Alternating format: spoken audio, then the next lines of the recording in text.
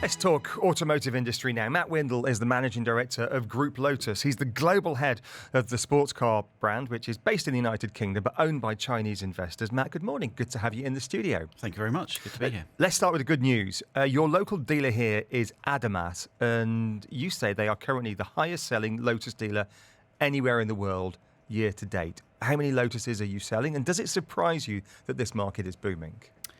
So the sales through Adamas have gone up. They've tripled this year, which is fantastic performance for them. And it doesn't surprise me. I mean, been here for the last few days, you get the buzz and the energy around new products and our types of products as well. So it's going to be a very strong market for us. Okay, so it's doing really well. So when we talk about Lotus sports cars, we're talking entry level of what 400,000 dirhams, about $100,000 upwards. You've got two models at the moment, the Amira and the Avaya. Yeah. Some of them are much more expensive than a few 100,000 dirhams. What's the sweet spot at the moment for a sports car in the UAE? So what we're trying to do is we're trying to over deliver with a lower price. So I'll have to apologise. I don't know what the conversion is, but I mean, Amira, our new sports car, starts at £60,000. So the first editions that are coming through at the moment are at £75,000. So we think that's reasonably priced for the performance you're getting. And then you're right, you mentioned Avaya, which is our all-electric hypercar. That's in a different scale because that's about £2 million before taxes. Yeah, okay, so that's insane. But that's all electric. But electrification is interesting, isn't it? Because you made, as an organisation, a big commitment to electrification. Why? Do your people buying these sports cars not want the roar of a V8? They probably do. I mean, we don't do a V8 anyway, so yeah, they can't get that. Yeah. But I take your point. But we came up with a new strategy back in 2017 when Geely took over ownership. And we played around with loads of different options around models and what we could do. And we just kept coming back to electrification. It gives us a lot of freedom in design. And at the time, it felt like a pretty brave decision to make. But now, 4 years later, the thing that's more surprising than anything is customer demand is coming at us really strong. We thought it would be legislation, but customer demand is very strong for electric vehicles now. Let's talk about supply chain problems. You've got Chinese owners, of course. You can't visit China at the moment. Well, you could technically, but it's very, very difficult. And the supply chain crisis isn't just a Chinese problem, but it's a global issue as well. The demand is clearly there for your vehicles. How are you meeting it? Well, we're trying to protect ourselves by long lead parts and overseas parts we're ordering ahead. The Shanghai lockdown has not been helpful. We've had several parts stuck there. But we are still modest volumes, so we're pretty much protected around that, through that. But the logistics costs are increasing all the time. I mean, you've been talking about gas prices on here as well. All of those are having an impact on margins, but we're trying to hold the prices for our customers. You're launching an SUV, surely, aren't you? Which is not the first sports car manufacturer to do that. What's the thinking behind that? Are you not a bit late to the party in terms of launching an SUV? I mean, Porsche did it, 15, 20 years ago. Maserati did it 10 years ago. Yes, in terms of timing, but what we're trying to do is bring a really innovative new product. So it's battery electric, and we feel that this is the right car at the right time. Our ultimate aim through our Vision 80 strategy is to have a full range of vehicles that can suit people wherever they are in their life. So it's electric, but also it will have some self-driving capabilities. I know you're using the so-called LiDAR system, light detection and ranging system. Is it going to be a self-driving car? Or maybe I should rephrase the question. On what level of automation will it be? I think there's a scale of 1 to 5 that the industry uses. Yeah, so it's going to be ready for autonomous driving level 4, which is, as you say, it goes up to 5. 5 is it can drive itself anywhere. 4 is it can drive itself on highways and things that are prepared for it. The car will have that capability. Legislation in countries is behind at the moment, but we wanted to future-proof the product.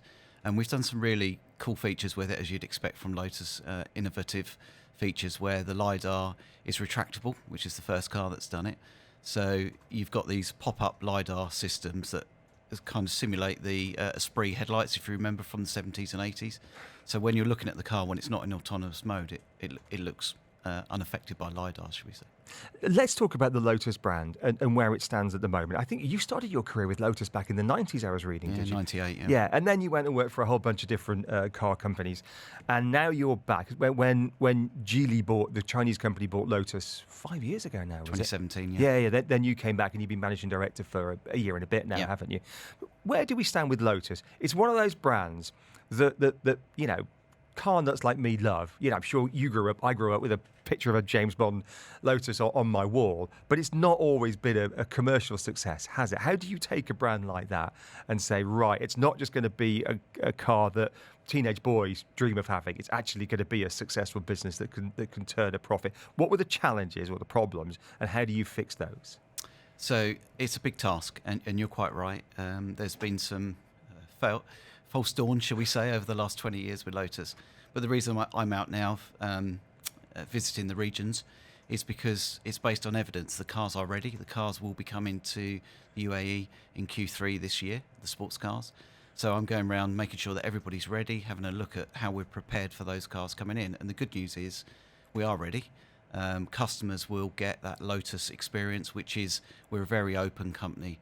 I'm happy. I'm meeting customers later today at the showroom, and we want people to feel part of the family. And we've spent 100 million on the site in the UK alone, and it's been rebuilding everything. IT systems, we didn't have enough power coming in. We've put new restaurants in. Everything is brand new. The foundations have been built for a long-term success. And building the cars in what's effectively your home market, the United Kingdom, is that still cost effective? We've had Brexit, we've had a whole bunch of stuff. Your parent company is Chinese.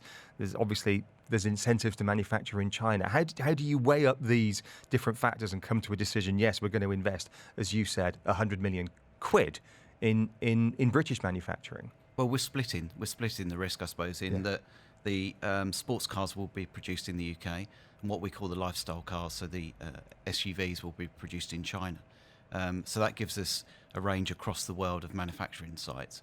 But we're seeing now in the UK that there's a lot of inward investment coming from big companies. They're seeing it as a good place to invest, and Geely understand that the heart, the ethos, the DNA of Lotus is based in sports cars, which is in the UK, and they don't want to change that.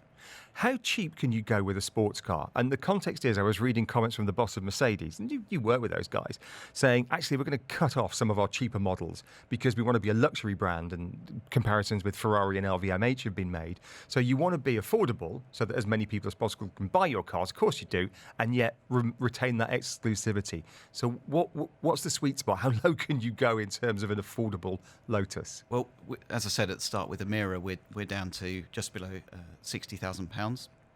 That will be our lowest entry price for a while. It's all about volume, really. And if in the future we can increase the volume and we can reduce the investment and BOM cost of cars, it may go lower than that. But at the moment, that's our starting point.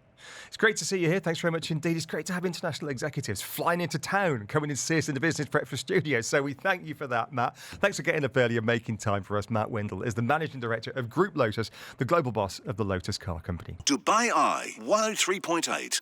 Join the conversation.